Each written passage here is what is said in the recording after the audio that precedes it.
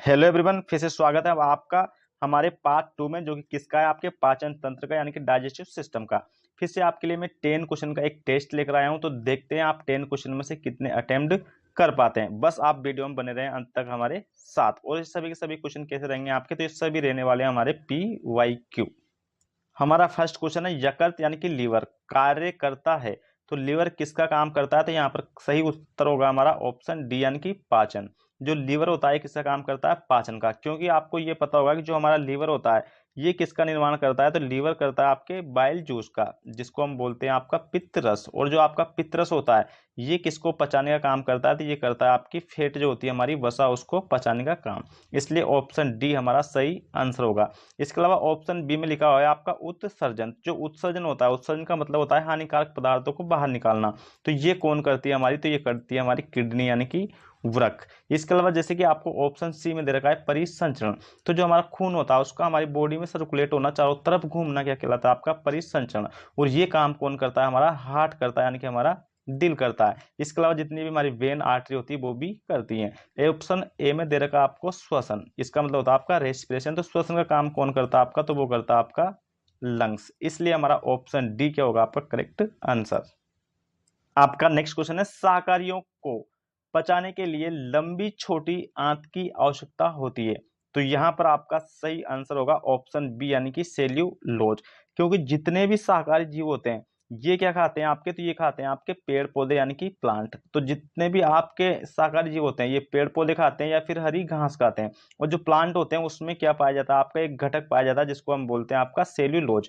और सेल्यूलोज जो होता है इसको मानव जाति नहीं पचा सकती, यानी कि मानव शरीर इसको नहीं पचा सकता है। इसको सिर्फ पचा पाते हैं कौन? आपके शाकाहारी जीव।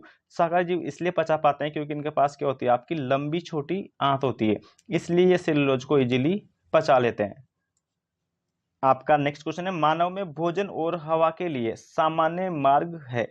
तो यहाँ पर आपका सही आंसर होगा ऑप्शन डी यानी कि ग्रसनी। जो आपका ग्रसनी होता है ये हमारा क्या होता है? एक प्रकार का कॉमन पार्ट होता है। कैसा पार्ट होता है आपका? एक कॉमन, जहां से आपकी जो हवा होती है और जो आपका भोजन होता है वो दोनों ही क्या करते हैं? यहाँ पर आपका एंटर करते हैं, यानी कि इसमें प्रवेश करते हैं। तो ये एक प्रकार से इन दोनों को क्या करती है? आपकी अलग अलग करती है कहीं ना कहीं, या फिर कुछ टाइम के लिए अपने पास ये रोक कर रखती है। इसलिए जो आपका ग्रसनी होता है उसको हम मानव भोजन और हवा के लिए क्या मानते हैं? आपका सामान्य मार्ग मानते हैं, यानी कि एक कॉमन पार्ट मान के चलते हैं।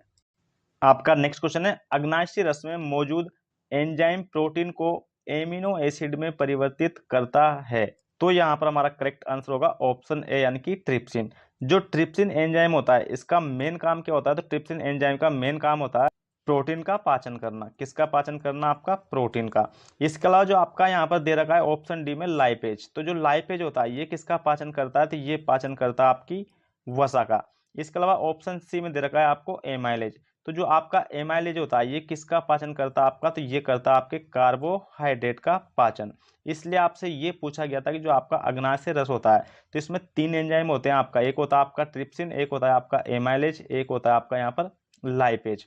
तो ट्रिप्सिन करता है आपका प्रोटीन का पाचन, जबकि आपका लाइपेज करता है वसा का पाचन, और जो आपका एमाइलेज होता है ये करता है आपके कार्बोहाइड्रेट का पाचन।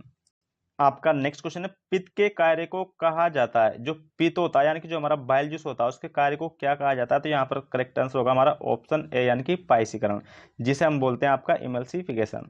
क्योंकि जो आपका पित्तरस होता है यानी कि हमारा जो बाइल जूस होता है ये मैंने आपको बताया था कि इसका निर्माण कौन करता है आपका? तो इसका निर्माण करता है आपका लीवर। और जो पित्तरस होता है ये क्या करता है? आपका वसा का पाचन करता है। और इस वसा को किस में कन्वर्ट करता है ये? तो ये करता है आपका फैटी एसिड में, यानी कि वसीय अम्ल में। तो जो आपकी वसा होती है ये भी एक प्रकार का क्या होती है? आपकी लिक्विड होती है, यानी कि तरल होती है। इसके अलावा जो आपका एक कन्वर्ट हुआ वसीय अम्ल में ये भी क्या होता है? एक प्रकार की लिक्विड ही होती है, ये भी तरल ही होती है। तो एक तरल को दूसरे तरल में बदलना ही क्या कहलाता है आपका? तो ये कहलाता है आपका पाइसीकरण। और पाइसीकरण का काम कौन करता है? आपका पित्तरस यानी कि आपका बाइल जूस। इसलिए क्वेश्चन में पूछा गया था कि पित्त के कार्य को कहा जाता है या फिर कहा जा सकता है, तो क्या कहा जा सकता है? आपका पाइसीकरण। आपका नेक्स्ट क्वेश्चन है, पाचन के बाद कार्बोहाइड्रेट को परिवर्तित कर दिया जाता है। तो सही आंसर होगा हमारा ऑप्शन बी यानी कि ग्लूकोज में। क्योंकि जो हमारी लार होती है लार में एक एंजाइम पाया जाता है जिसको हम बोलते हैं आपका टाइलिन एंजाइम। या तो इसको हम टाइलिन बोल सकते हैं या फिर अमाइलेज एंजाइम बोल सकते हैं। ये टाइलिन एंजाइम क्या करता है, तो जो आपकी कार्बोहाइड्रेट होती है इसका ये डाइजेशन करता है और इसको किस में कन्वर्ट कर देता है आपका ये, तो ये इसको बदल देता है आपका ये ग्लूकोज के अंदर। तो कार्बोहाइड्रेट किस में बदलती है आपकी, ग्लूकोज में, और बदलता कौन है आपका, टाइलिन एंजाइम। इसलिए आपका क्वेश्चन था कि पाचन के बाद कार्बोहाइड्रेट को परिवर्तित कर दिया जाता है तो किस में कर दिया जाता है आपका, ग्लूकोज में। आपका नेक्स्ट क्वेश्चन है एंजाइम टाइलिन में पाया जाता है। जस्ट मैंने अभी आपको बताया कि जो आपका टाइलिन एंजाइम होता है ये किस में पाया जाता है, ये तो हमारी ये पाया जाता है आपकी लार के अंदर यानी कि सलाइवा के अंदर। और मैंने कहा कि जो टाइलिन एंजाइम होता है आपका, उस टाइलिन एंजाइम को ही हम क्या बोलते हैं आपका, तो इसे कहा जाता है आपका अमाइलेज एंजाइम, है ना। इसका इस सेकंड नाम होता है, इसको भी आप याद रखोगे। और ये टाइलिन एंजाइम करता क्या है, तो मैंने कहा आपसे कि जो कार्बोहाइड्रेट होती है उसका पाचन करता है और इसको किस में कन्वर्ट करता है आपका, तो ये इसको बदल देता है आपका ग्लूकोज के अंदर। तो जो हमारी लार होती है उसमें कौन सा एंजाइम होता है हमारा, अमाइलेज, या फिर हम कह सकते हैं आपका टाइलिन एंजाइम। इसलिए यहाँ पर सही आंसर होगा हमारा ऑप्शन ए। आपका नेक्स्ट क्वेश्चन है लार ग्रंथि से एंजाइम स्त्रावित होता है। तो जो हमारी लार ग्रंथि होती है ये आपको याद रखना है कि यह एक दिन में 1 से 1.5 लीटर क्या करती है, ये लार का निर्माण करती है। और जस्ट मैंने अभी आपको बताया था कि जो हमारी लार होती है उसमें कौन सा एंजाइम होता है आपका, तो उसमें होता है आपका टाइलिन एंजाइम, या फिर मैंने कहा था कि टाइलिन एंजाइम को ही हम क्या बोल सकते हैं आपका, एमाइलेज एंजाइम। तो यहाँ पर आपको ऑप्शन डी में दे रखा है जो कि आपका सही आंसर हो जाएगा, ऑप्शन डी।